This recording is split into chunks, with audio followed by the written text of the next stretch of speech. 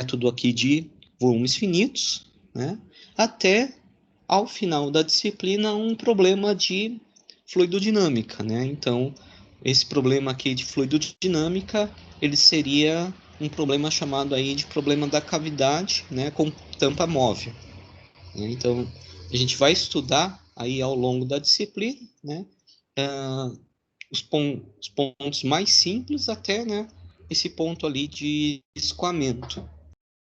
Então, esse vai ser o foco aqui principal da disciplina. Bom, então a gente tem alguns problemas básicos, né, de transferência de calor e da mecânica dos fluidos para geometria simples.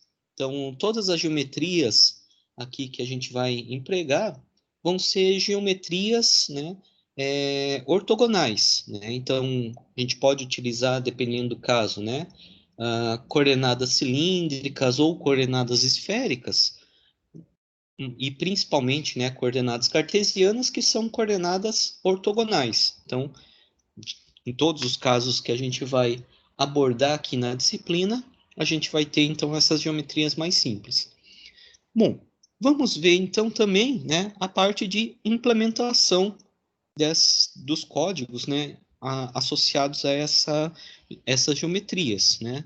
A princípio, essa implementação pode ser feita, né, em qualquer código, não é cobrado um código aí, né, uma linguagem específica para vocês. Vocês podem empregar a linguagem que vocês têm aí mais familiaridade, né? E vamos ver um pouco, né, de alguns aspectos associados à estimativa de erros numéricos. Como a gente vai utilizar aqui, né, um método que é um método numérico, que é o método de volumes finitos, então é importante, né, que a gente saiba, ah, ao menos, fazer umas estimativas básicas dos erros associados a esses resultados numéricos que a gente vai ter, né? Então, vamos ver aqui algumas técnicas aí simples, né, de estimativa de erros numéricos.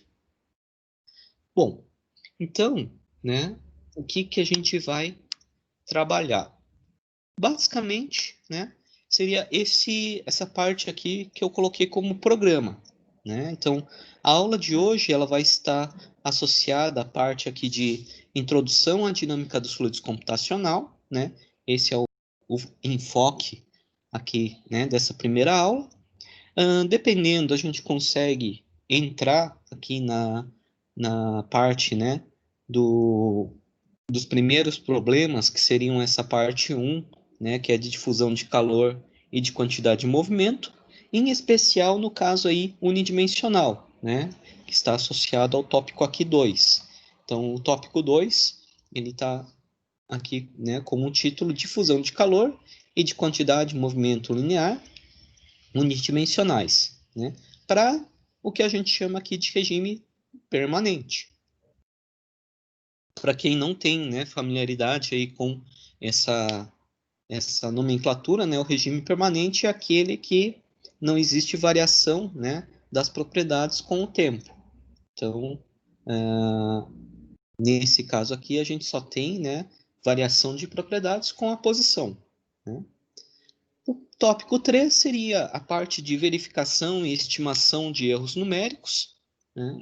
Então, algumas técnicas simples de como, né, fazer uma avaliação, né, aí de erros numéricos. O tópico 4, ele está associado, então, ao que a gente chama aqui de regime transiente. Então, vamos ver aí, né, a dependência, né, do problema com relação ao tempo. Então, é a condução aqui de calor, né, unidimensional, em regime transiente, que a gente chama aqui de equação de Fourier.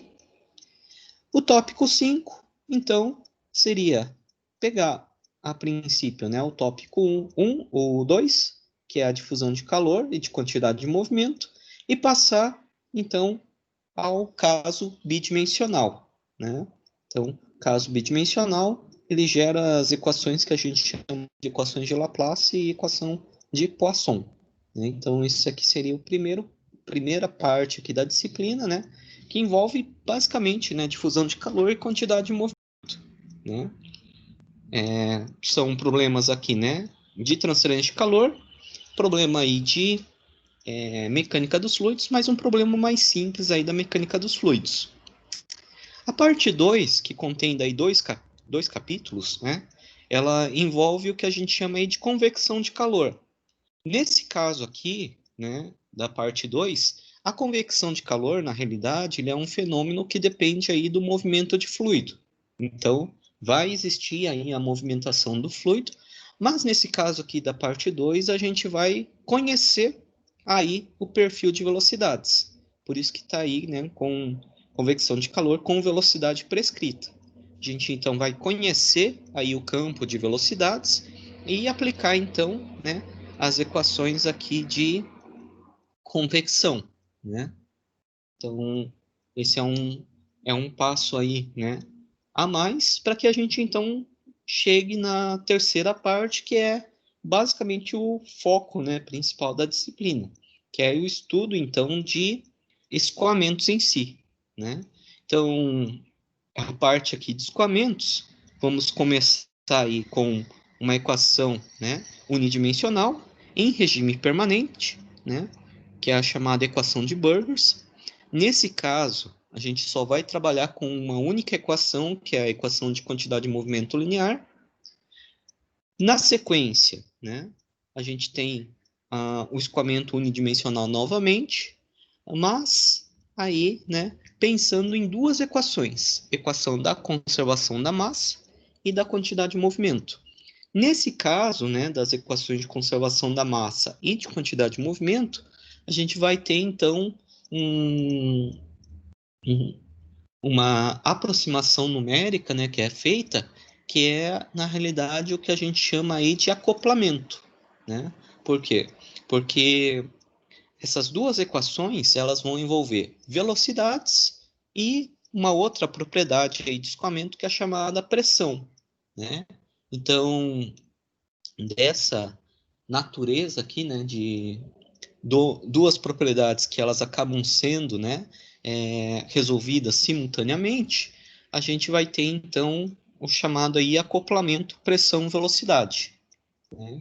Para que a gente, então, possa resolver uma equação seguida da outra, mas de forma iterativa, né? Então, a gente vai ter aí esse problema, né, chamado de problema de Moody, vai ser o primeiro ponto aí de um acoplamento de duas equações diferenciais, né, parciais, que modelam, na realidade, a conservação da massa e a conservação de quantidade de movimento.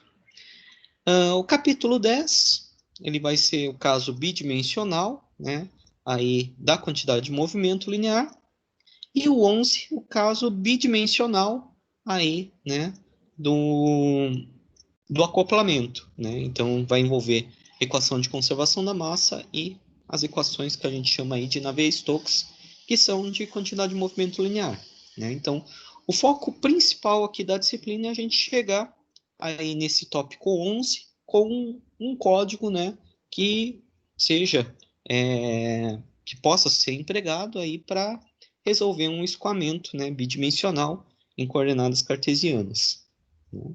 Então, esse vai ser o foco principal, o foco básico aqui da disciplina. Alguma pergunta, alguma dúvida aqui por enquanto?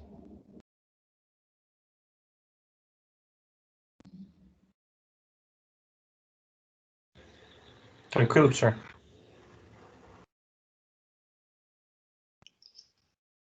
Bom, então a metodologia aqui, né, básica, a gente vai trabalhar basicamente nessas aulas síncronas, né, a parte aqui da teoria, né, vamos fazer aqui uma discussão. Eu vou tentar aqui apresentar, né, o passo a passo de como realizar aí o processo, né, de discretização.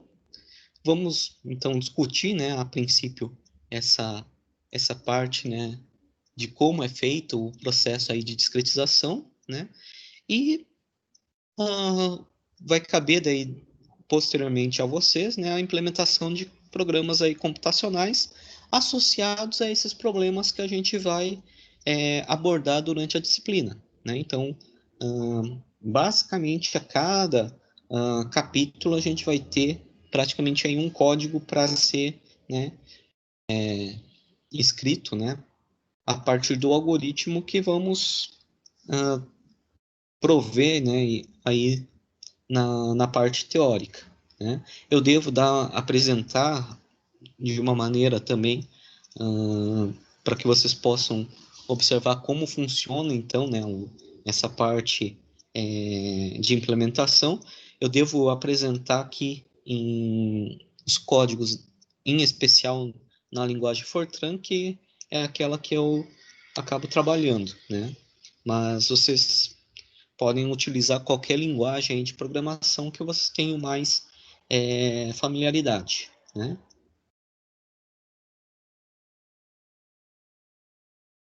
Bom, o conceito a princípio, né, ele vai estar associado a essa parte, né, de códigos computacionais e lista de exercícios.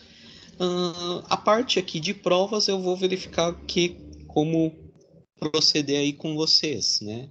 Então posso pedir algumas tarefas aí, né, para serem executadas, ao invés de trabalhar aí com essas provas, na realidade, né? Bibliografia básica, então a gente vai embasar principalmente nesses dois livros, né, que seriam o do Fursteeg, né, An Introduction to Computational Fluid Dynamics, né, de Finite Volume Method, e o livro do Maliska, que é a Transferência de Calor e Mecânica dos Fluidos Computacional. Então esses dois aqui são os dois livros que vão ser mais utilizados aqui, né, para a parte da discretização. O Versteeg, né, ele está ali como primeira opção, na realidade, porque ele apresenta aqui o método de volumes finitos de uma forma um pouco mais didática, né? Apesar dele estar em inglês, ele é um livro com uma didática, né, mais acessível, assim, por assim dizer, do que o livro do Maliska, né? Então,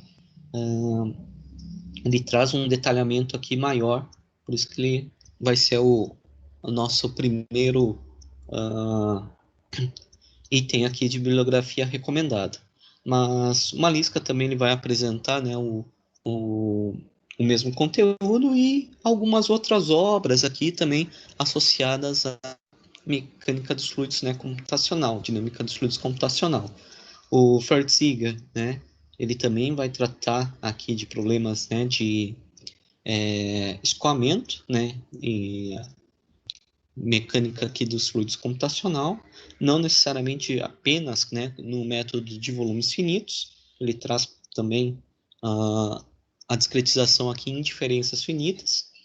O Patankar, ele é basicamente é o primeiro que é feito em volumes finitos, né, por isso a data ali é de 1980, né, e algumas outras obras que podem aí, né, auxiliar a gente. Esses sites CFD Online, ele tem também alguns fóruns aí de discussão, né, sobre o método aí de volumes finitos, diferenças finitas. Na realidade, ele é um site ali que ele traz, né, diferentes problemas aí de escoamentos. O Tony Hill, ele vai trazer problemas de mecânica dos fluidos e transferência de calor aí, né? Também variados. O Fortuna, ele traz as técnicas para a dinâmica dos fluidos, mas ele é um livro escrito para diferenças finitas, né? Então, ele traz uma outra técnica aqui de discretização.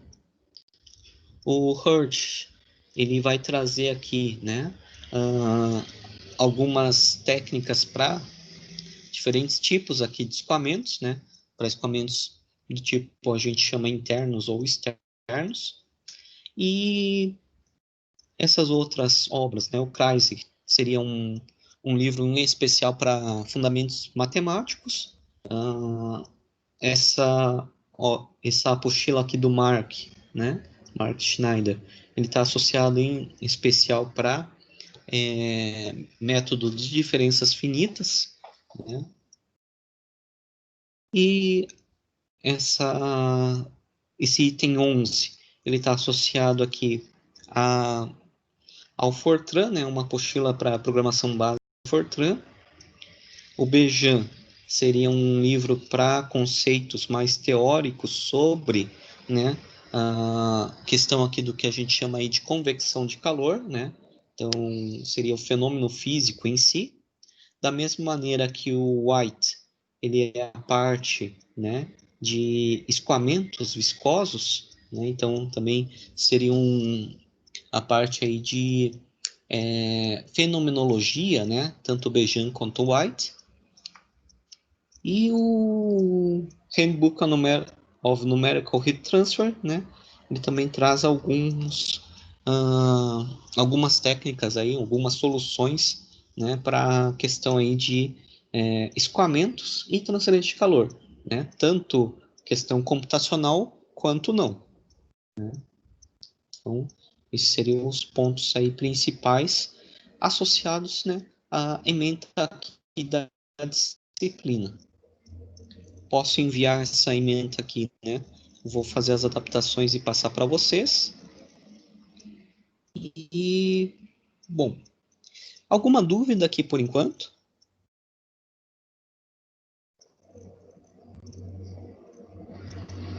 Não.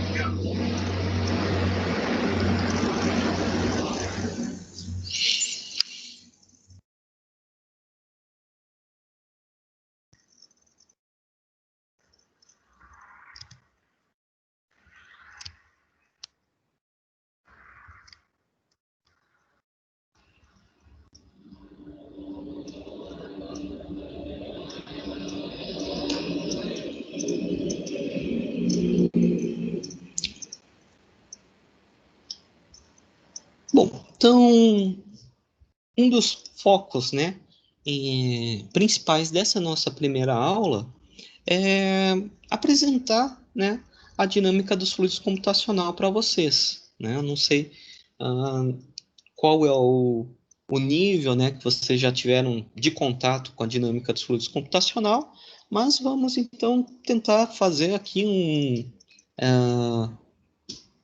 uma motivação, né, de por que estudar, né, a dinâmica dos fluidos aí computacionalmente, né? Então, pensando em problemas associados à engenharia, né, em especial a parte, né, de mecânica dos fluidos, transferência de calor, a gente tem basicamente três ferramentas básicas para a gente poder, então, resolver, né, um problema aí na engenharia. Então, uma das técnicas aqui é o que envolve o que a gente chama aí de métodos analíticos. Uma outra é o que a gente chama aí de métodos experimentais. E uma terceira opção, né, é o que a gente chama aí de métodos numéricos. Na realidade, né, muitas vezes o que acontece? A gente não utiliza uma única dessas ferramentas isoladamente. É bastante comum que a gente empregue aí, né, as diferentes ferramentas aí de forma associada, né? Então, cada uma dessas técnicas elas vão ter vantagens e desvantagens. Então, dependendo do caso, né, é mais interessante que a gente utilize uma técnica antes da outra para que possa então ter o resultado aí final, né, que é a resolução do nosso problema, né? Bom, então como é que esses métodos, né, vão estar aí associados, né, e quais são as soluções, né, que eles vão nos fornecer? Então, basicamente, a gente começa, né, a estudar o problema de engenharia observando o que a gente chama aí de fenômeno real, né? O fenômeno real é aquilo, né, que é o observado aí, né, na natureza. Então, isso aqui seria a nossa realidade. Bom, para que a gente possa, né, então, desenvolver, né, e obter uma solução, a gente tem, a princípio, a partir desse fenômeno real, duas grandes abordagens, né? Uma delas, que a gente chama aí, né, de método teórico e a outra abordagem que é o método experimental. No método teórico, né, o que vai acontecer? A gente vai ter que pegar esse fenômeno real e, de uma certa maneira, né, obter o que a gente chama de modelo matemático. Então, eu vou ter que conseguir exprimir esse fenômeno real através de uma equação ou um sistema de equações que represente esse fenômeno. Então, o passo aqui, né, principal de um método teórico é a obtenção do modelo matemático. Sem o modelo matemático, eu não vou conseguir, né, trabalhar com esses métodos aqui chamados de métodos teóricos. Então, de alguma maneira, né, seja aí por uma análise de escala, seja por uma análise, né, dimensional, alguma ferramenta a gente tem que utilizar para obter, né, essas equações que representam um fenômeno, né? Se a gente não conseguir obter um modelo matemático, a gente então não pode utilizar, né, esses métodos aqui chamados de teóricos para resolver o nosso problema. Bom, de outro lado, né, eu posso também, a partir desse fenômeno real, tentar trabalhar com a forma, né, experimental. A forma experimental, né, ela pode ser feita ou em campo, né, então tentar monitorar aí o fenômeno onde ele está ocorrendo mesmo, ou tentar reproduzir esse fenômeno, né, dentro de um laboratório, né? Então, essa reprodução em laboratório, muitas vezes, ela vai envolver o quê? Escalas, né? Diminuição ou um aumento de escalas, né? Então, muitas vezes aqui, né, em laboratório, a gente não trabalha com a escala real aí do fenômeno. É bastante comum, né, que a gente utilize aí a escala reduzida até, né? Bom, o que acontece? Nesse método aqui, né, experimental, a gente não necessariamente precisa conhecer o modelo matemático, né? Então, essa seria uma vantagem aí desse método experimental. Não necessariamente eu preciso, né, ter um modelo matemático associado ao nosso fenômeno. O que eu vou ter que fazer, na realidade, né? Eu só vou necessitar saber quais são as variáveis aí de interesse, né, para que eu possa fazer a análise aí experimental, né? Bom, quando a gente faz essa análise, né, esse experimento, então a gente obtém ao final um resultado chamado de resultado experimental, dentro do qual, né, ocorrem aí os chamados erros experimentais. Esses erros experimentais vão estar associados a quê, né? Podem estar associados, por exemplo, né, à calibração de equipamentos, né? Então, todo caso aí experimental, né, ele vai estar associado à inserção de algum tipo de equipamento de medição.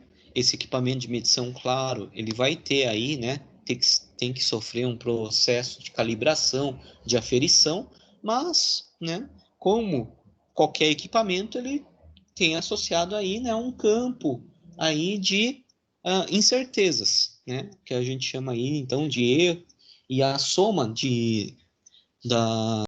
dessas incertezas, né, de cada um dos equipamentos vai gerar o que a gente chama aí de erros experimentais, né. Bom, no caso aqui dos métodos teóricos, né, a gente então vai ter aí a obtenção de um modelo matemático, e esse modelo matemático ele está, né, associado ao que a gente chama aí de erro de modelagem, né? Então, o modelo matemático, ele a princípio ele tem que ser tão bom que, né, represente em quase sua totalidade o fenômeno real. Quase sua totalidade, por quê? Porque nem sempre a gente consegue, né, um modelo matemático que represente todos os casos aí, né, que existem no fenômeno real, né? Às vezes a gente tem aí alguns, né, modelos que servem para determinados casos, né? Então, sempre a gente tem associado, então, a um modelo matemático, um erro aí de modelagem. Se esse modelo matemático permite, né, que a gente obtenha uma solução aí de forma analítica, né, então, então só vai ter associado, né, a essa solução analítica o erro aqui de modelagem. Agora, o que acontece? Muitas vezes, né, esses modelos matemáticos, eles só vão ter soluções analíticas para casos específicos, né? Esses casos específicos envolvem o quê? Problemas mais simples, né? Então, são problemas aí que tenham, né, geometrias mais simples ou condições de contorno também simples, né? Então, muitas vezes, para que a gente obtenha a solução analítica, a gente tem que ter várias hipóteses aí simplificadoras, né, que podem fazer com que o nosso modelo ele uh, não esteja tão próximo, né, do fenômeno real quanto a gente gostaria, né? Então, o que acontece? No caso de que a gente não consiga obter uma solução analítica, a gente pode recorrer aos chamados métodos numéricos. Nesse caso, né, dos métodos numéricos, o que vai acontecer? A gente vai ter que, né, pegar um modelo matemático, empregar uma ferramenta numérica, e essa ferramenta numérica, na realidade, vai fazer o quê com o modelo matemático? Vai simplificar, né, aproximar esse modelo matemático de tal maneira que, ao final, eu obtenha uma solução, um resultado numérico. Então, desse processo, né, de pegar um modelo matemático e fazer uma aproximação de tal maneira que eu obtenha a solução numérica, surgem os chamados erros numéricos. Então, o processo aqui, né, de obtenção de uma solução numérica, ele vai ter duas grandes fontes de erros associadas. Uma é associada ao erro de modelagem, a outra associada aos erros numéricos. O erro de modelagem está associado ao quê? À obtenção da equação ou das equações que representam, né, que modelam o fenômeno real. E o erro numérico está associado ao quê? Ao processo de discretização. Então, ao processo de aproximação desse modelo matemático para que eu obtenha a solução numérica. Então, a gente tem que ter em mente toda vez que obtém, né, um resultado. Então, resultados analíticos, resultados, né, numéricos ou resultados experimentais, todos eles vão ter erros, né, associados. Então, só que o que acontece? Eles vão ter erros associados a fontes, né, diferentes. Bom, métodos analíticos, né? Então, o que são características básicas dos métodos analíticos? Um método analítico ele vai nos fornecer aí uma solução contínua sobre todo o domínio aí considerado. Essas soluções são soluções, né, fechadas e tem baixos custos, né? Basicamente é o que a gente chama aí de métodos de papel e lápis, né? Então a gente precisa de um papel e lápis para desenvolver a solução aí analítica, né? Então esses são os pontos, né, fortes aí dos métodos analíticos. O que tem de dificuldades, né? Quais são os pontos fracos dos métodos analíticos? Então, um deles é que esses métodos, em geral, vão estar associados a geometrias e condições de contorno simples, né? Se a geometria for mais complexa ou as condições de contorno forem mais complexas, em geral, a gente não consegue obter a solução analítica, na forma analítica. Normalmente, essas soluções elas só são obtidas para problemas chamados aí de problemas lineares, né? E associados a esses erros, essas soluções analíticas, né, a gente tem o erro de modelagem, que é justamente da obtenção, né, do sistema de equações ali que modelam um fenômeno, a partir do fenômeno, né, real. Então, aqui, né, nesse slide, a gente tem basicamente um caso, né, de problema com solução analítica. Então, Nessa figura ao centro, né, a gente estaria modelando aí, né, um problema de difusão de calor, né, condução de calor bidimensional. Então, eu tenho uma placa, né, retangular. Essa placa retangular, ela está, né, com temperaturas conhecidas em 3 de suas faces aqui, iguais a zero. A quarta face, ela tem uma temperatura diferente, né? Esse problema aqui, então, ela é modelado por uma equação, né, de Laplace bidimensional, equação diferencial, né, parcial, e cuja solução para né, para essas condições de contorno, essa geometria, é dada por essa equação aqui apresentada embaixo, né? Ela é uma equação em série infinita. Bom, métodos experimentais, né? O que a gente tem aí de características principais? Os métodos experimentais, eles vão trabalhar aí com a configuração, né, real ou próxima da real, né? Próxima da real, por quê? Porque dependendo do caso, a gente tem que trabalhar com uma escala reduzida, né? Então, vamos supor lá, eu queira estudar uma usina hidrelétrica. O que acontece? Eu não vou construir a usina na escala natural, né, para poder fazer o estudo. O que eu vou ter que fazer? Eu vou pegar e vou fazer uma maquete, né, uma usina em tamanho aí, né, reduzido, mas proporcional, né, ao modelo que seria o modelo real, para que eu possa fazer o estudo, né? E uma grande vantagem, né, ao pensar nos métodos experimentais é que a gente pode executar esses métodos, mesmo que eu não tenha, né, um modelo matemático aí conhecido. Então, não necessariamente eu precise aí do modelo, né, matemático para realizar um experimento. Claro que se eu conhecer um modelo matemático, ele vai nos ajudar aí, né, de sobremaneira para obter aí os nossos resultados. Bom, o que a gente tem de desvantagem? Uma grande desvantagem é de que a gente tem um custo, né, relativamente elevado aí, né, para que possa ser executado o, o experimento, né?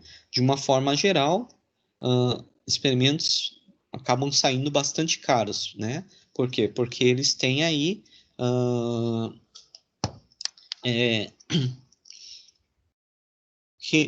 a gente tem que levar, né, em consideração aí equipamentos, né, de medição que devem ser, né, calibrados.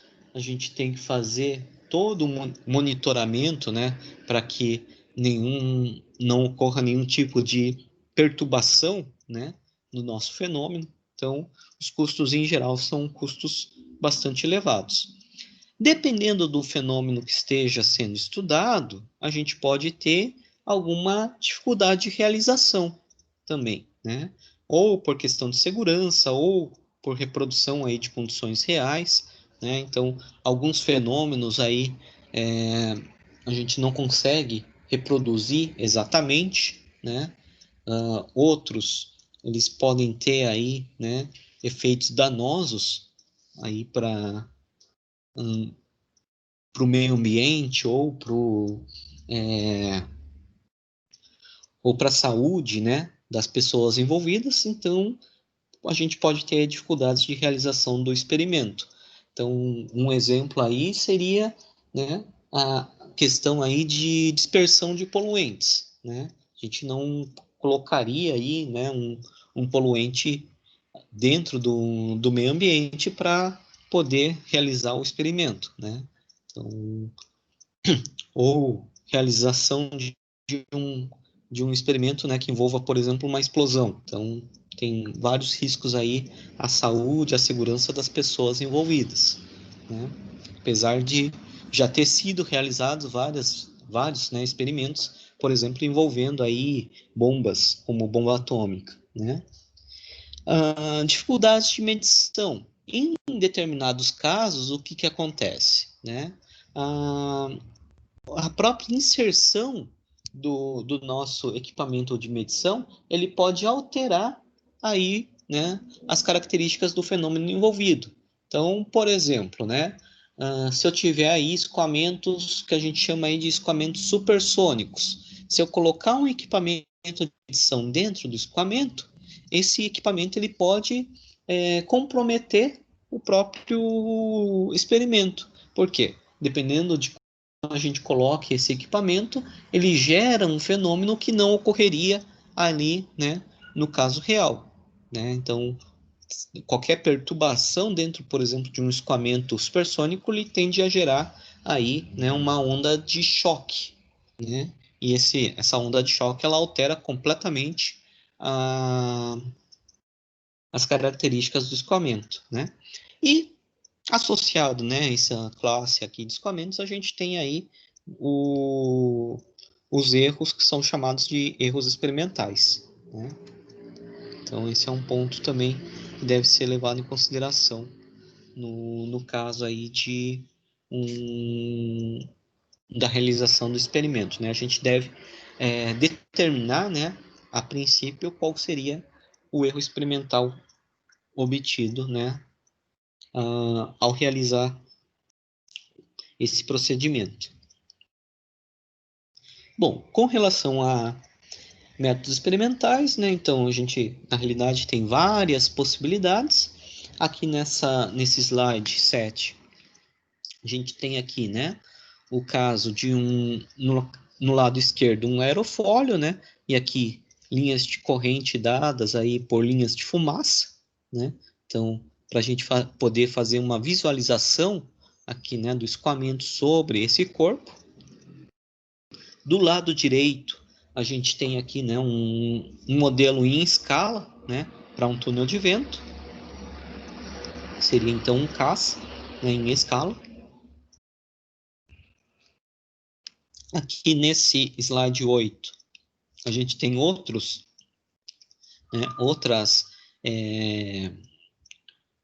técnicas aqui, né, de visualização de escoamentos. Então, por exemplo, aqui, né, eu tenho vários tubos, né, que mostrariam, né, então, um arranjo aqui de como se fosse um trocador de calor, né, em que a gente então tem sobre as superfícies aqui, né, desses tubos, tinta para que ele, né, apresente a princípio, né, as características do escoamento. Então, essa tinta ela vai sendo carregada pelo fluido aqui em escoamento e mostra então as características, né, do escoamento em si. Essa figura aqui, né, é um túnel, basicamente um túnel de água, né? Então, colocado aí um protótipo, né, de um carro e o túnel aqui de água para a gente poder observar como é feito o escoamento, né, sobre essa geometria, né? E aqui é um escoamento sobre um cilindro, né? Um cilindro não, uma esfera. Então, aqui também, né, se não me engano, esse aqui era um túnel também de água, né, que é observado como ocorre esse escoamento sobre uma esfera. Por último, né, das três técnicas, a gente pode empregar também os chamados métodos numéricos. Bom, quais são as vantagens, né, desses métodos numéricos? Elas permitem que a gente trabalhe aí com geometrias e condições de contorno mais complexas, né? Então, a princípio, a gente não tem uma limitação associada, né, à geometria ou às condições de contorno para problemas aí envolvendo, né, transferência de calor, escoamentos em si, né? Só dependendo da situação, a gente tem que utilizar, né, técnicas um pouco ou mais, menos ou mais refinadas, né, para obter então as soluções. A gente tem um menor custo, né, e redução significativa do tempo para a obtenção dos resultados, quando comparados aos métodos experimentais, né? Então, o custo de realização de uma simulação numérica, em geral, é muito menor do que para a gente realizar, né, um teste em bancada, e também, né, o tempo aí para a obtenção dessa solução acaba sendo um tempo menor. Ele permite que a gente explore, né, situações que envolvam risco. Então, por exemplo, a gente pode fazer uma simulação aí de uma explosão, né, de uma dispersão de poluentes, né, sem que ameace aí a natureza, né, ou a saúde das pessoas. Mas tem os seguintes detalhes, né? Então, esses métodos numéricos, eles vão estar associados a erros de modelagem, né? Para a obtenção das equações diferenciais aí que modelem o fenômeno, e erros numéricos, né? Do próprio processo aí, né? De discretização, de aproximação das equações, e pode ocorrer, né, aí problemas com relação à aplicação de condições de contorno, né? Se a gente aplicar contorno de forma incorreta, o que acontece? A gente vai ter um resultado aí numérico que não é um resultado adequado, né? Então, a gente tem que saber como realizar aí a aplicação das condições de contorno, né? Um ponto bastante importante com relação aos métodos numéricos, né, é o seguinte, que uma simulação, né, ela vai fornecer um resultado aí numérico final, mas cabe à pessoa, né, que obtém esse resultado avaliar se esse resultado é condizente ou não com o fenômeno que está sendo simulado, né? Muitas vezes o que acontece? A gente tem um resultado aí, né, um número, mas esse número não necessariamente ele representa a realidade. Então, cabe ao analista aí numérico, né, verificar se esse resultado ele tem ou não, né, alguma, por assim dizer, noção, né, ele tem uma validade, né, em relação ao fenômeno que está sendo estudado. Aqui são alguns resultados, né, de simulações numéricas, né? Então, no lado esquerdo, aqui a gente tem, né, o campo aqui de escoamento sobre, né, o veículo, né, de lançamento Ariane 5, né? Então, como é dado aí o escoamento sobre esse veículo lançador, né, da União Europeia. Aqui, do lado direito, a parte superior, né, seriam, então, resultados aí, né, de simulação numérica para o escoamento sobre um rotor, né? Aqui na parte inferior seria a parte, né, de simulação numérica para campos de petróleo, né? Então, é comum que nos campos de petróleo seja realizado, né, a injeção de um fluido no campo, né, para obtenção e produção, né, do petróleo em um outro campo, em um outro ponto, né? Então, aqui seria injeção, aqui provavelmente de água salgada, né, no campo, para que a água então empurre o petróleo para que a gente tenha a produção, né, aí saindo em um outro ponto. Do lado, né, esquerdo aqui desse outro slide, a gente tem a questão aí, né, de um vaso sanguíneo, né? Então, nada impede que a gente utilize as ferramentas aí computacionais, né, também para fenômenos aí associados à biomedicina, né? Então, escoamento aí, né, de fluidos dentro do corpo humano. Aqui do lado direito, novamente é um escoamento, né, sobre um veículo, no caso aqui, né, um carro de corrida.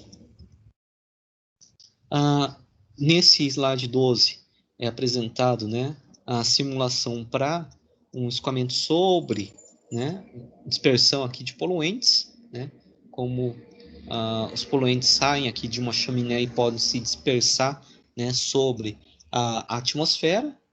Do lado direito, a gente tem ali, né, o escoamento dentro de um equipamento, aí seria uma CPU, né, de um computador.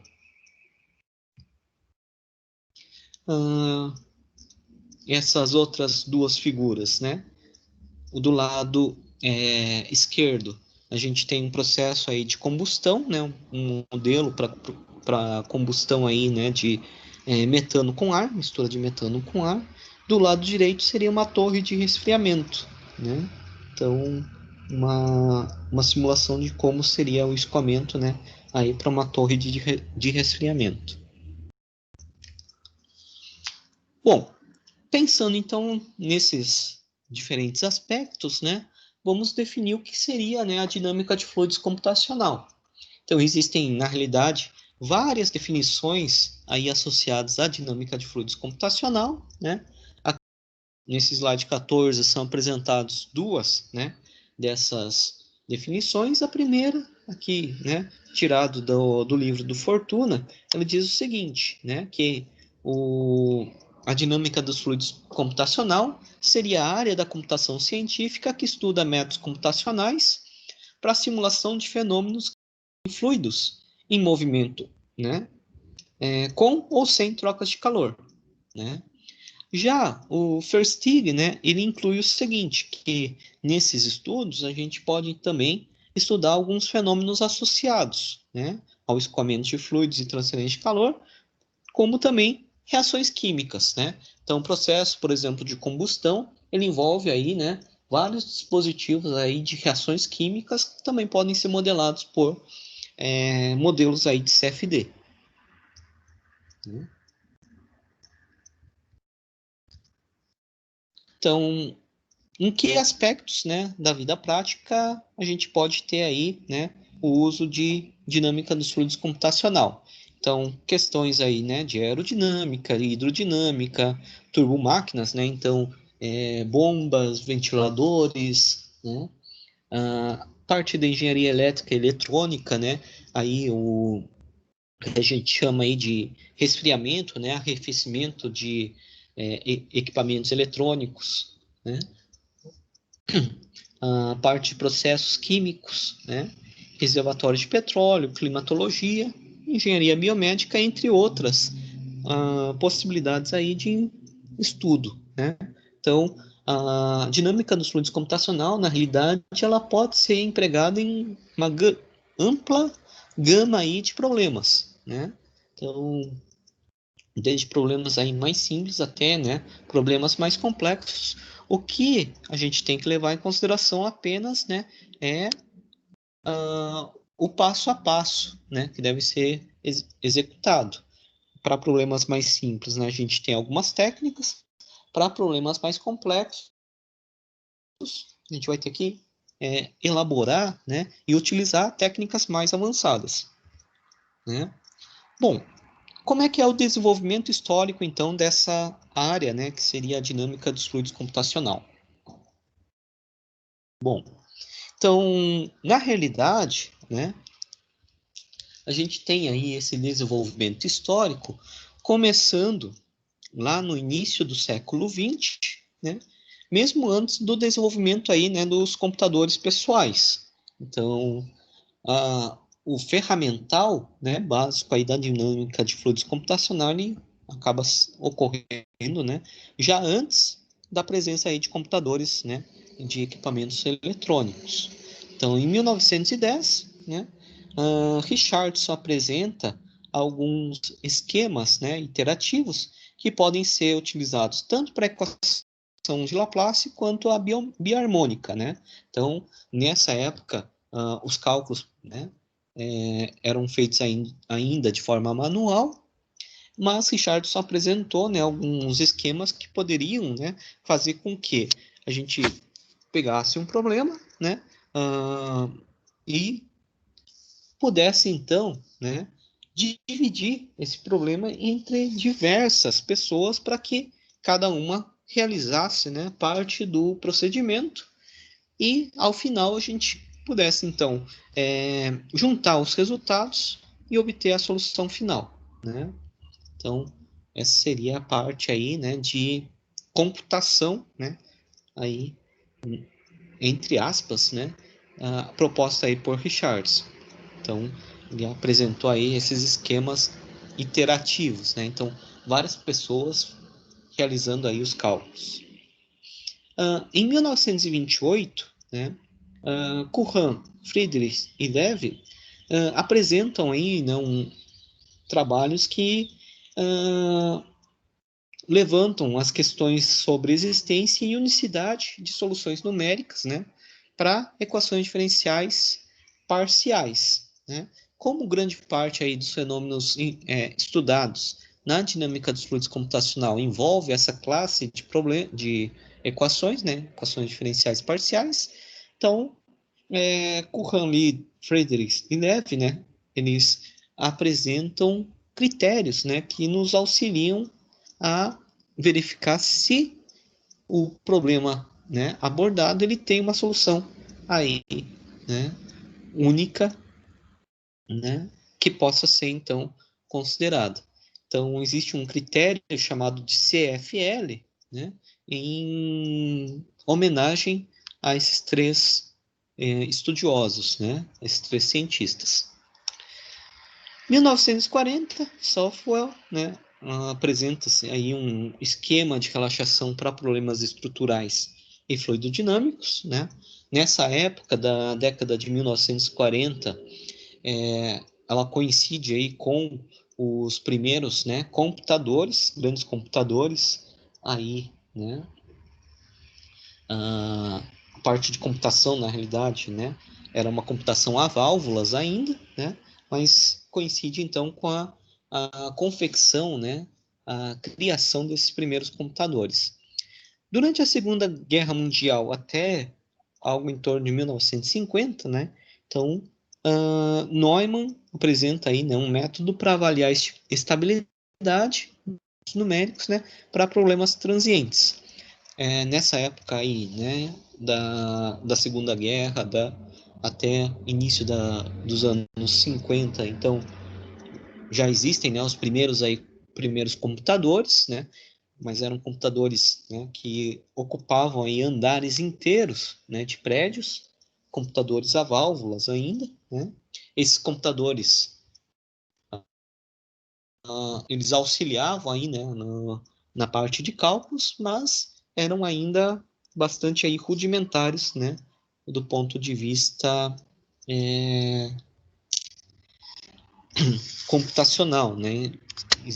Eles executavam cálculos de forma mais rápida do que a parte humana, né? Mas eram computadores bastante primitivos, por assim dizer. Bom, 1954, Lax começa a estudar aí a questão, né, de ondas de choque, né? E a partir da década de 1950, né, são desenvolvidos diversos métodos aí de solução, né, de sistemas de equações, que a gente vai chamar aí de solvers, né? Então são apresentados os métodos SOR, o ADI, né, e uma série de métodos para a solução aí de sistemas de equações, né, em especial sistemas lineares. Na década né, de 1960, e principalmente a partir de 1965, né, a NASA começa a utilizar, né, ferramentas computacionais aí, né, em suas pesquisas, num processo aí chamado de Grand Challenges, né?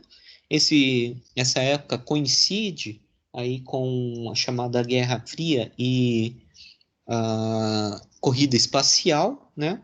Então, nessa época, os computadores começaram a utilizar, né, ao invés de válvulas, utilizar os transistores, né? Então, eles reduziram seu tamanho, né, e conseguiram aumentar a capacidade aí, né, de execução de cálculos, né? Durante a década de 1970, foram desenvolvidos, né, diversos modelos aí para escoamentos, né? Então, começaram a ser desenvolvidos modelos para modelar, né, para representar a turbulência, né, modelos para escoamentos compressíveis, né, e diversos outros problemas. Durante a década de 1980, né, começam a existir os primeiros softwares comerciais e os computadores chegaram, né, a um tamanho bastante razoável, que poderia ser colocado, né, sobre uma mesa, né? Então, de andares inteiros de prédios, né? Eles diminuíram de tamanho para poder caber em salas e, ao final aí da década de 1980, eles já conseguiam ser colocados, né, sobre mesas, aí que seriam os chamados aí desktops, né? Então, ele passa de um equipamento puramente acadêmico, né, para entrar dentro de empresas, de casas aí, né? E na década de 1990, então, houve aí, né, a expansão da utilização, né, dessas ferramentas computacionais na indústria. Então, esse seria um breve, né, desenvolvimento histórico do que aconteceu aí, né, com o ferramental da dinâmica de fluidos, né? Bom, então, como a gente obtém, né, uma solução numérica envolvendo, né, a dinâmica de fluidos computacional? Basicamente, a gente vai trabalhar com os seguintes passos. A gente tem aí, né, a definição do problema, definição do modelo numérico, a discretização do domínio de cálculo, discretização do modelo matemático, obtenção da solução numérica e, por último, visualização e análise de resultados, né? Então, todo o procedimento que envolva, né, a obtenção de uma solução numérica acaba passando por esses passos, né? Então, definição do problema. O que ele envolve, né? Envolve a escolha do modelo matemático, né? Então, toda vez que eu penso em utilizar uma ferramenta de CFD, né? Uma ferramenta de dinâmica dos fluidos computacional, eu tenho que pensar no meu modelo matemático, quais são as equações, né, que vão estar envolvidas, quais são as condições de contorno e quais são as condições iniciais, né, envolvidas. Eu tenho que definir qual que é a minha geometria, né, que vai ser estudada, a geometria de cálculo, e eu tenho que avaliar também propriedades aí dos meios envolvidos, né, seja um meio sólido, seja um fluido, né, que tem aí presença no nosso problema. Bom, modelo numérico, eu tenho que definir, né, que a gente chama aí de tipo de malha, se eu posso utilizar uma malha mais simples, como uma malha cartesiana, se eu tenho que utilizar uma malha, né, aí um pouco mais complexa, mas ainda ortogonal, como uma cilíndrica ou uma esférica, ou eu tenho que trabalhar com uma malha não ortogonal, né, ou não estruturada, então eu tenho que definir isso aí, né, para... Por quê? Porque definindo o tipo de malha, eu tenho também diferentes tipos aí de discretização. O método numérico que vai ser empregado, né? Então, um problema aí de escoamento, ele pode ser resolvido a partir de diferentes técnicas, né? Então, posso escolher um método de diferenças finitas, um método de volumes finitos, um método de elementos finitos, um método de volumes de controle, elementos de contorno. Então, tenho várias técnicas que podem ser empregadas e cada técnica, então, vai ter, né, o seu procedimento aí a ser adotado.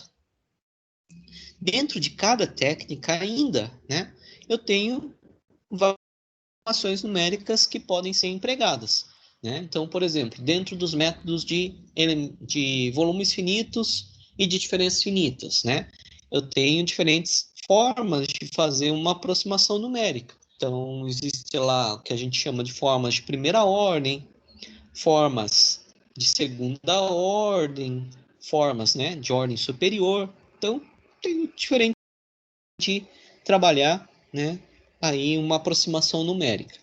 Tenho que escolher quais são as minhas variáveis de interesse. Por quê? Porque eu tenho, né, que obter a solução e, de alguma maneira, solução para o problema, e de alguma forma, né, adotar ou obter, né, essas variáveis de interesse. Tenho que escolher, né, como eu vou resolver um sistema de equações aproximado. Então, é o que a gente chama aí, né, de solver. Tenho que escolher o solver do problema. Tenho que estabelecer critérios de convergência. processo, né? Então, o método numérico, em geral, né? Ele é um método iterativo que, então, a solução exata ela só seria obtida, né, ao final de um processo infinito. Então, como eu não posso levar o processo ao infinito, eu tenho que estabelecer um critério aí de parada, né? E, por último, utilizar algum estimador de erro, né, para verificar se a minha solução é confiável ou não, né? Então, vamos ver esses passos, né, agora, né, passo a passo. Então, geração de malha, né? A geração de malha, ela consiste em quê? Eu tenho, né, a minha geometria real e eu vou, então, pegar essa geometria real e transformar em uma geometria computacional. Então, por exemplo, né, nesse slide aqui eu tenho do lado esquerdo um motor foguete, né, que é um motor foguete real, e aqui do lado, né, direito, então, na parte superior seria a geometria computacional. Então, como eu tenho que obter a minha, né, transformar essa geometria real aqui em algo que o computador, né, possa solucionar. E aqui, então, na parte inferior, seriam alguns detalhes, né, dessa geometria computacional. Discretização, né, do modelo matemático, né? Então, eu posso fazer essa discretização de diferentes formas, né? Então, os termos aí das equações, né, como também as condições de contorno, condições iniciais, vão ser aproximadas aí para a obtenção de um sistema de equações algébricas, né? Então, esse sistema de equações algébricas, ele deve ser resolvido, né? Então, através aí de um método, né, que a gente chama de solver, como, por exemplo, né, método aí de Gauss-Seidel, método de Jacobi, método de SOR, né? Então, diferentes formas de obter a solução de um sistema de equações. E essa obtido, né, a solução do sistema de equações, então eu vou fazer análise e visualização dos resultados.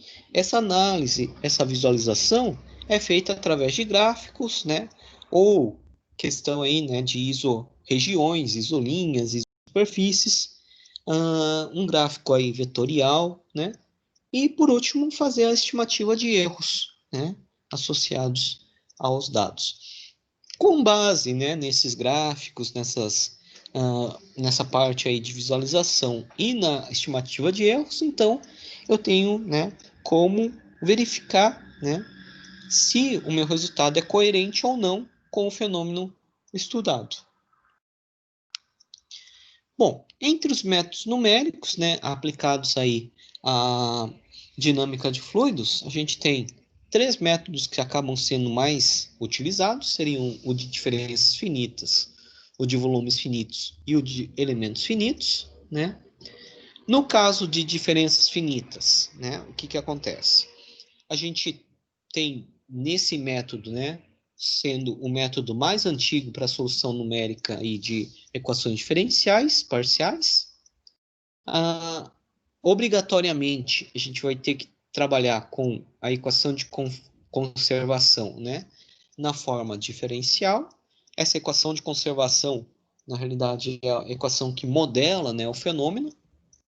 E o que acontece? Para cada um dos pontos, né, da malha, a gente pega essa equação diferencial e substitui por aproximações, né? A substituição, em geral, é uma substituição direta, aí por expansão em série de Taylor, né? Ou por algum tipo de interpolação polinomial.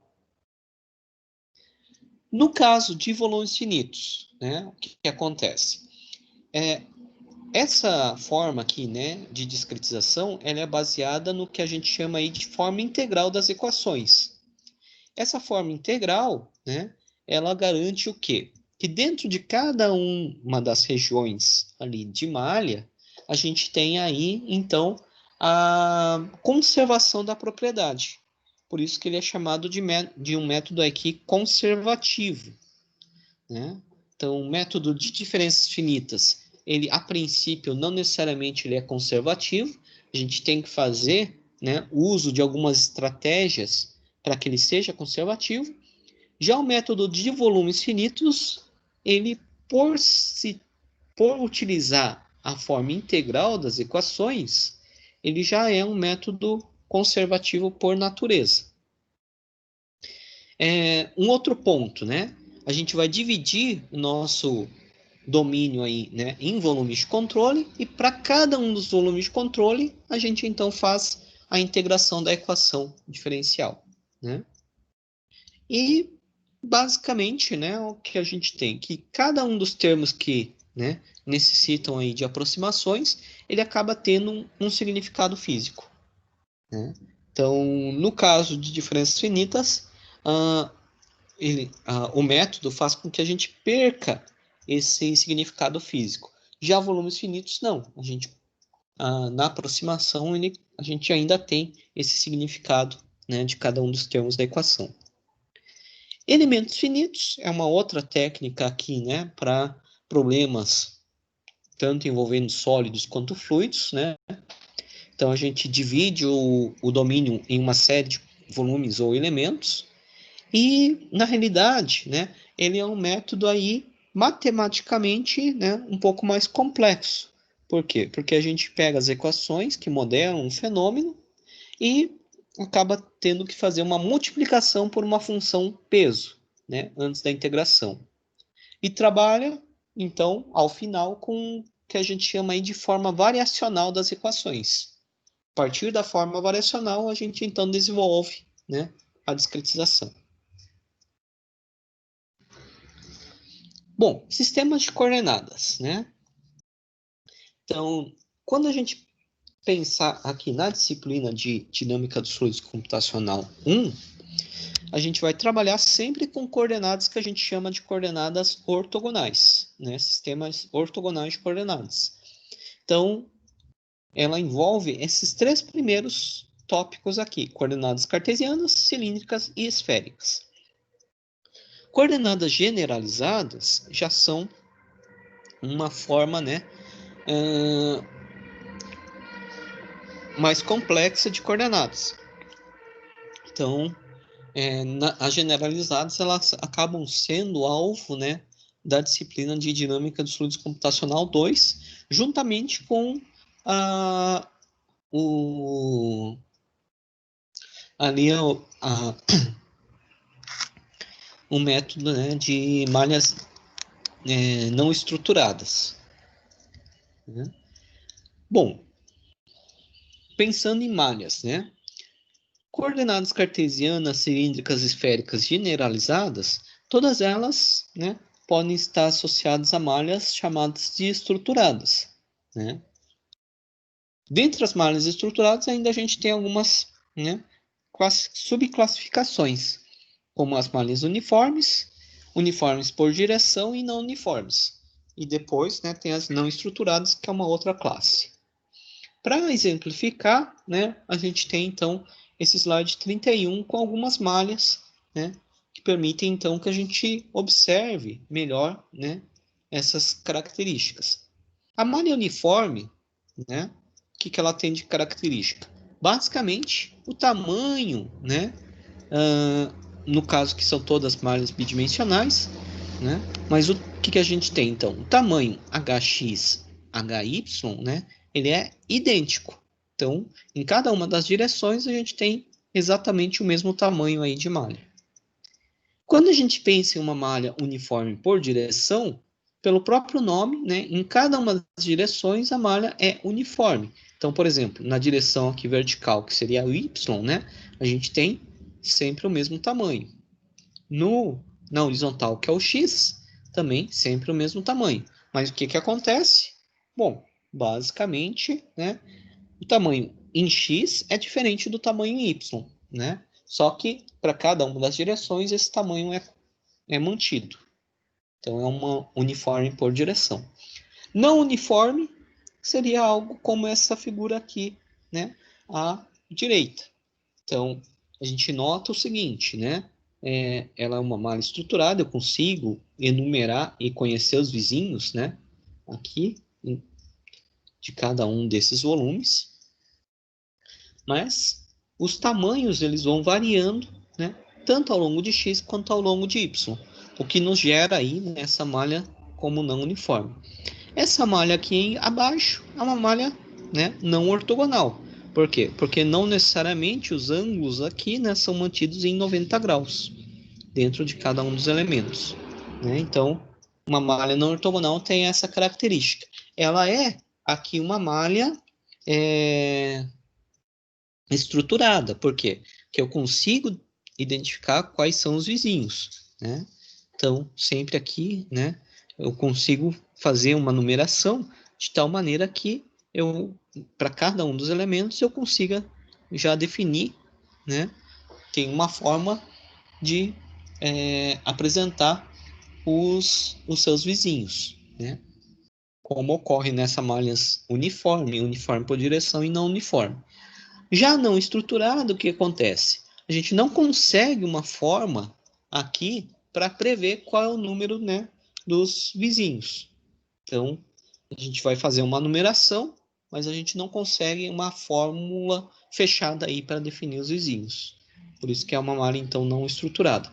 A malha não estruturada, ela pode ser composta aí, né, apenas por triângulos, no caso aí bidimensional, ou pode ser, né, triângulos e quadriláteros, pentágonos, né? Então, tem formas aí diferenciadas aí que podem ser empregadas. Bom, para a solução aí, né, do sistema de equações, então a gente tem, né, diversas técnicas que podem ser empregadas. Se o sistema de equações obtido é um sistema não linear, né, a gente tem lá técnicas como, por exemplo, o método de Newton, né, Newton modificado, mas muitas vezes o que a gente faz, né, a gente acaba utilizando procedimentos que linearizam o nosso problema. Então, mesmo um problema não linear, a gente faz o procedimento de linearização e obtém um sistema de equações lineares ao final.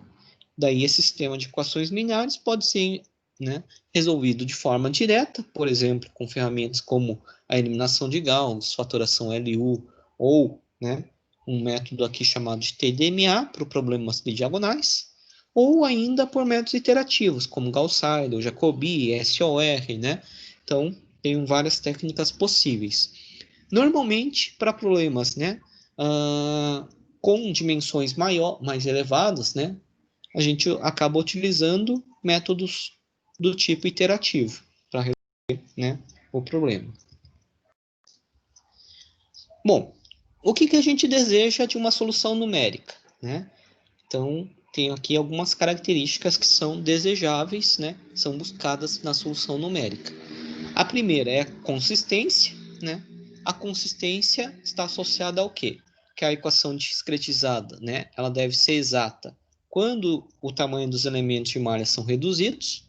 Então, na prática, né? O que acontece? O nosso problema aí, né? Nosso modelo numérico, ele vai ter que tender a um modelo matemático quando o tamanho dos elementos, né, tende a zero. O método, né, empregado deve ser um método estável, então a gente sempre busca a estabilidade, né? Para quê? Para que, né, não ocorra amplificação de erros, né, ao longo do processo. Então, a gente, né, deve escolher um método que faça com que o erro ele sempre esteja, né, sob controle, né, dentro de um determinado parâmetro. E, por fim, né, a gente deseja que o método seja convergente, né? Então, o que isso significa? Que a solução das equações, né, discretizadas deve tender à solução exata das equações diferenciais quando o tamanho de malha tende a zero. Então, a convergência é o ponto principal, né, que a gente busca de um método aí numérico, né? Bom, tem aí o teorema de Lax, né? Esse teorema de Lax, ele estabelece aí questão de convergência e estabilidade, né? Originando aí a convergência, só que esse teorema ele é aplicado para um problema linear, né? Então, ele é enunciado da seguinte forma, que dados um problema linear de valor inicial e uma aproximação por diferenças finitas que satisfaça, a condição de consistência, a estabilidade é a condição necessária e suficiente para a convergência. Bom, o que acontece? Muitos dos problemas que são estudados na dinâmica de fluidos dinâmica de fluidos computacional são não lineares. Então, o que acontece? A condição de Lax ela é uma condição necessária, mas não suficiente para que a gente obtenha convergência, né? Se essa condição de Lax ela não for satisfeita, a gente não vai obter convergência. Agora, sendo essa condição de Lax, né, esse teorema de Lax, satisfeito, não necessariamente a gente vai obter o resultado final. Então, teorema aqui de Lax, de uma forma simples, né? Ele diz que a consistência mais estabilidade ele equivale à convergência no problema linear. No problema não linear, a gente necessita de consistências, necessita estabilidade, mas não necessariamente vai obter essa convergência. Normalmente consegue, né? Mas não é algo que vai ocorrer em todos os casos, né? Existem algumas exceções. Por fim, né, com parte de conservação, a gente tem que, né, observar o seguinte, que todas as equações a serem resolvidas, né, elas são baseadas em leis de conservação, né? E o esquema numérico ele tem que satisfazer essa condição de conservação, né, local e globalmente. Por quê? Porque essas aqui acabam sendo leis físicas, né? Se essas leis físicas não forem cumpridas, na realidade a minha solução numérica ela não é uma solução, né, viável.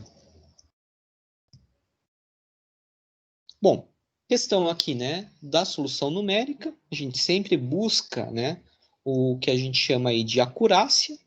A solução numérica, então, né, ela é sempre uma solução aproximada que contém alguns tipos de erros, né? São os erros de modelagem que vêm lá, né, da representação do nosso fenômeno físico, né, por uma equação ou por um sistema de equações, e os erros numéricos que têm, a princípio, diferentes, né, fontes, né? Então, essas fontes elas podem ser classificadas em 4 grandes grupos, né? Um chamado de erro de truncamento, outro de iteração, outro de arredondamento e outras fontes ali, né? Incluindo os erros chamados de programação. Então, são 4 fontes principais aí de erros que a gente vai estudar, né, mais para frente. E o processo, né, que consiste em obter ou não, né, verificar aí a princípio, né, a confiabilidade do resultado, é esse processo que a gente chama aí de validação e de verificação. A validação está associada, né, à comparação do resultado obtido com o resultado experimental, né, e representa a fidelidade aí de um modelo, né, com relação à representação do fenômeno físico. Essa validação pode ser feita tanto para resultados, né, analíticos quanto resultados numéricos, sempre, né, confrontando com dados experimentais, né, com resultados experimentais. Já a verificação, ela consiste em quê? Em comparar, né, aí o resultado obtido, né, numericamente com aquilo que seria esperado para o modelo matemático, né? Então, ela compara diretamente o que?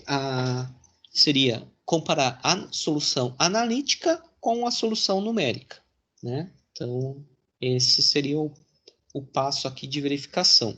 E ela pode ser, então, né, dividida em verificação de código e verificação de solução. A verificação de solução é feita utilizando estimadores de erros. Para finalizar, então, alguns cuidados que devem ser tomados, né, em toda vez que, né, foram utilizadas ferramentas de dinâmica dos fluidos computacional. Então, um ponto inicial, a gente deve conhecer os fenômenos físicos envolvidos, né? Então, é importante que a gente conheça aí para que a gente possa, então, fazer, né, uso dos modelos aí, né? Adequação de modelos matemáticos. Então, se eu não conheço o fenômeno físico, eu não sei se aquele modelo matemático ele serve ou não, né, para aquele caso. Eu devo conhecer minimamente, né, os métodos numéricos envolvidos que foram empregados e fazer uma análise de erros, né, aí ao final, para que depois eu possa, né, confiar no nosso resultado. Desafios em CFD, né? Então, alguns tópicos que ainda continuam em aberto, né? Tópicos aí de estudos seriam transição de regimes, né? Então, a parte de transição ela é um tópico completamente aberto. A turbulência, existem vários modelos de turbulência, né? Mas cada um ele serve para alguma situação específica, não existe um modelo de turbulência que sirva para todos os casos. Reações químicas, né? Em especial para modelos de escoamento turbulento. Escoamentos multifásicos, interação fluido-estrutura, que seria então interação, né, entre escoamento e uma região sólida, né, e processos aí de atomização, né. Então, esse seria os pontos, esses seriam os pontos principais desse primeiro capítulo. Dúvidas?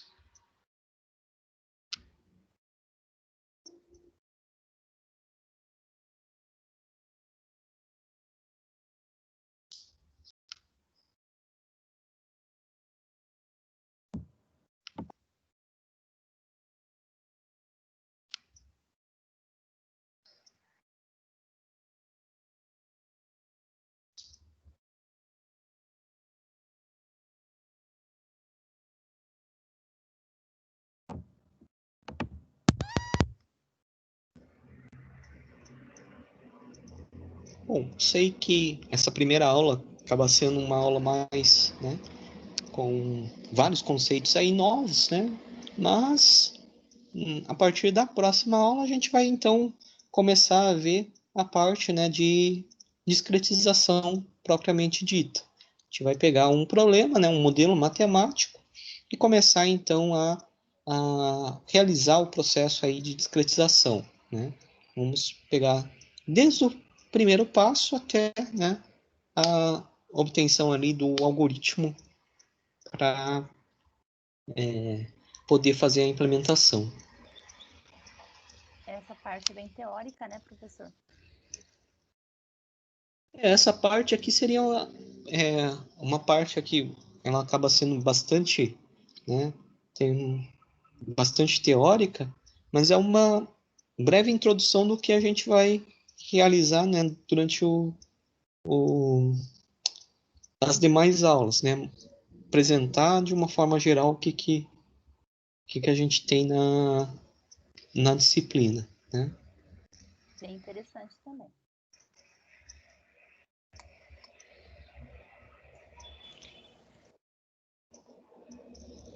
Boa tarde, professor. Boa tarde. Professor, você vai disponibilizar a aula e o vídeo depois? Eu, a princípio, para estar gravando aqui, eu consegui daí colocar ali.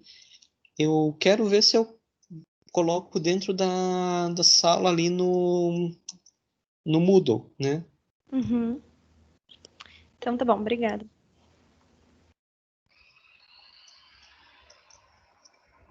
Mais alguma dúvida, alguma questão? Professor, o senhor diz deixar no Moodle. Eu não sabia que o FPR tinha o Moodle, porque eu sou aluna especial. Uhum. Daí depois, então, eu verifico como acesso ao Moodle, então.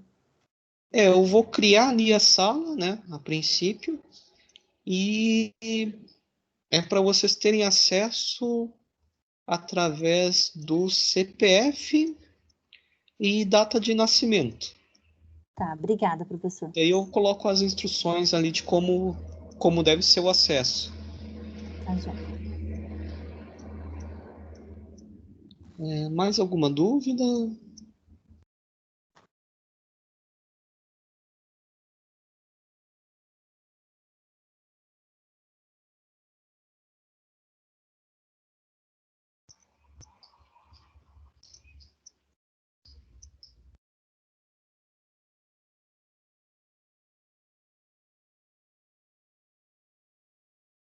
Então, acho que por hoje a gente fica por aqui.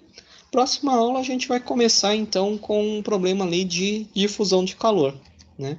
Primeiro problema, difusão de calor unidimensional, né? Para a gente então ver como funciona aí o método de volumes finitos, né? Então, beleza, professor. Obrigado. Bom, então, desejo a todos uma boa tarde e até a próxima semana. Boa tarde, professor. Obrigado, professor. Boa É, tarde. Boa semana. Até mais. Boa tarde. Boa tarde, boa semana.